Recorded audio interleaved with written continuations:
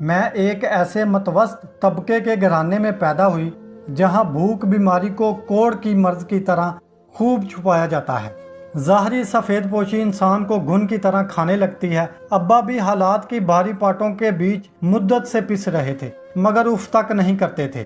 शराफत और कुंड मुआशी छुरियों की फौज से मुकाबला करते करते वो निढाल हो चुके थे, यहाँ तक कि वो एक बोसीदा दीवार की मानिंद टह गए थे। जब वालिद साहब रिटायर हुए तो महंगाई ने हमको अपनी लपेट में ले लिया।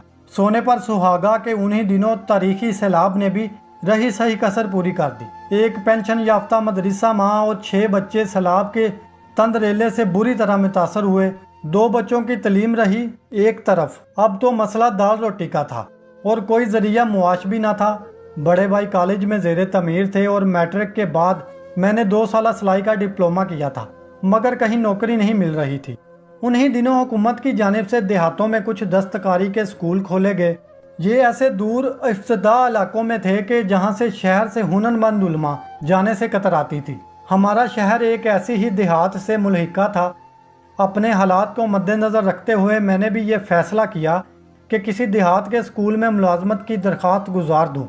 हमारे ख़ानदान में उन दिनों किसी लड़की की मुलाजमत करना काफ़ी मायूब ख्याल किया जाता था, मगर भला वो मुफलिसी का के अच्छे सोए ऐसे फैसले करवा देती है जो वो नहीं करना चाहते। कुछ रिश्तेदारों ने समझाया कि अभी हमारे मुआशरा इस काबिल नहीं हुआ कि शुरफा की बेटियां दूर देहातों में अकेली सफ़र करके जाएं।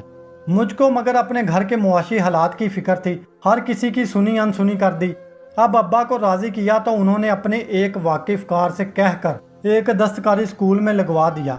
इस स्कीम के तहत जिस कस्बे में स्कूल बनाया जाना हो वहाँ पहले कमेटी कायम की जाती है जिसके सदर, सेक्रेटरी, खजांची वगैरह का चुनाव होता है। ये कमेटी मुफ्त इमारत फराहम करती है और मुअल्लिमा की रिहाइश का भी बंदोबस्त करती है। करीबी घरों से लड़कियों के वालिदैन को भी आमादा करना पड़ा कि वो अपनी बच्चियों को स्कूल में भेजें। लोकल गवर्नमेंट सिर्फ मशीनें और ग्रांट मुहैया करती है। मुअल्लिमा को तनख्वाह के लिए सेक्रेटरी का दस्ते निगाह होना पड़ता है।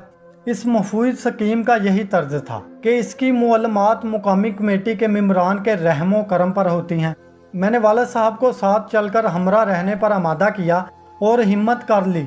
जब पहली बार मैं कस्बे के स्कूल गई तो सेक्रेटरी साहब मुझे अपने घर ले गए जहां उनकी बीवी और बच्चियां मौजूद थीं। उन्होंने मुझको मकान की छत पर बने चुबारे में ठहराया कि अभी स्कूल की इमारत ज़ेरे तमीर है। ये सेक्रेटरी साहब मुझसे दुगनी उम्र के थे मगर मुझे बाजी बाजी कहते नहीं थकते थे। मैं उनके घर में क़याम पज़ीर थी और वालिद साहब उनकी बैठक में होते थे, लेकिन वो अपना ज़्यादा वक्त मस्जिद में गुजारते क्योंकि दर्सो तदरीस उनका पेशा रहा था और सैकड़ों तलबा तलबात को कुरान पाक पढ़ाया करते थे और ये अभी भी फ़ी सबीलिल्लाह यही काम करने लगे। मैं जल्द ही घर आ गई। सेक्रेटरी साहब के घर में रहना अजाब था क्योंकि वो मेरे ज़ाती मामलात में भी मुदाखलत करते थे। मसलन मेरे मामू उसी कस्बे के स्कूल में पढ़ाते थे मगर मुझे वहाँ जाने या रहने की इजाज़त ना थी। खुदा करके मुअल्लिमा की रिहाइश के लिए कमरा बन गया और मैं वहाँ शिफ्ट हो गई। मुकामी लड़कियाँ जो घरों से बिल्कुल नहीं निकलती थी वो भी आने लगी। मेरा दिल काम में लग गया। स्कूल टाइम अब्बा जी मस्जिद में रहते और छुट्टी के टाइम घर चले जाते, लेकिन नमाज के वक्त वो फिर मस्जिद में चले जाते और मैं अकेली रह जाती। रात के वक्त मेरे वालिद स्कूल में और मैं अपनी एक शागिर्द लड़की के घर जाकर सो जाती जहां एक पूरी फैमिली रहती थी। इन हालात में मैं देहात में हुनर सिखाने के काम को पूरे जज्बे से करने लगी। यह इतवार का दिन था कि स्कूल में छुट्टी थी। वालिद साहब जोहर की नमाज पढ़ने मस्जिद गए हुए थे कि सेक्रेटरी साहब आ गए। उनके हाथ में 4-5 लिफाफे थे। कहने लगे, मोहतरमा, ये तमाम खतूत मैंने पढ़ लिए हैं और ये तुमको अब नहीं मिलेंगे। औरों पे अनायतें और हम महरूम रहें। हम भी तो सीने में दिल रखते हैं और अब अगर तुमने इत्तेफाक से काम ना लिया तो इन खतूत से मैं तुम्हें बदनाम कर दूंगा। नौकरी भी ख़त्म हो जाएगी और रुसवाई भी होगी बहुत। मेरी समझ में ना आई, खतूत तो मेरे घर वालों के हो सकते हैं या मेरे रिश्तेदारों में किसी के। इसमें तो ऐसी कोई बात ना थी कि बदनामी का बायस बने। फिर ये शख्स मुझको किस बात की धमकी दे रहा था? वो तो मुझे धमकी देकर चला गया और मैं सर पकड़कर बैठ गई। ज़रूरियात के अलावा एक जज्बे से यहाँ देहात में नौकरी करने आई थी। यहाँ तो उल्टा लेने के देने पड़ गए। अब पुप्पो, खाला और खालू की बातें याद आईं कि देहात में नौकरी करने जा रही हो जहाँ औरत को तहफ़्फ़ुज़ हासिल नहीं है। कुछ रोज़ गुजरे कि एक रोज़ मैं रिहाइशगाह के सहन में चारपाई पे बैठी थी अब्बा जी मस्जिद में नमाज पढ़ने गए हुए थे कि सेक्रेटरी साहब आ गए। हाथ में फाइल थी, कहने लगे इस पे दस्तखत करवाने हैं तुम्हारी तनख्वाह के बाबित। मैं घबरा कर उठ खड़ी हुई। सेक्रेटरी साहब, मैं आपको बड़ा भाई समझती हूँ, आप अपनी बहन से ज़रा फासला रखें। अरे क्या हो गया है तुमको, तुमसे मोहब्बत हो गई है। ये कहकर वो मेरी जानिब बढ़े, तभी मैंने उल्टे हाथ का थप्पड़ रसीद किया। वो चकरा गए। शायद मुझसे इतनी हिम्मत की उम्मीद ना थी। ये शुक्र के स्कूल की चारदीवारी में नस्ब गेट खुला हुआ था, वरना वो न जाने क्या कर गुजरते। मैं फौरन भागकर कमरे में चली गई और अंदर से कुंडी लगा ली। वो उल्टे पांव वापस चला गया और कई दिनों तक स्कूल ना आया। अभी मैं इस ख्याल में थी कि वालिद साहब से बात करूं या ना करूं। मेरी खातर ही तो वो इस उम्र में घर से दूर रह रहे थे। बिलाशुबा फौरन कहते कि नौकरी छोड़ दो, जबकि मैं हिम्मत से हालात का मुकाबला करना चाहती थी। सेक्रेटरी साहब की भांजी भी दस्तकारी सीखने आती थी। उन्होंने उसको स्कूल भेजना बंद कर दिया और चंद फैमिलियों की बच्चियां जो उनके तवस्सुल से स्कूल आ रही थी उनका भी आना बंद कर दिया, ताकि मतलूबा तादाद पूरी ना हो और स्कीम नाकाम हो जाए। जब उन्होंने उनकी बात पर कान ना धरे तो मेरे किरदार के बारे में गलत बातें करने लगे।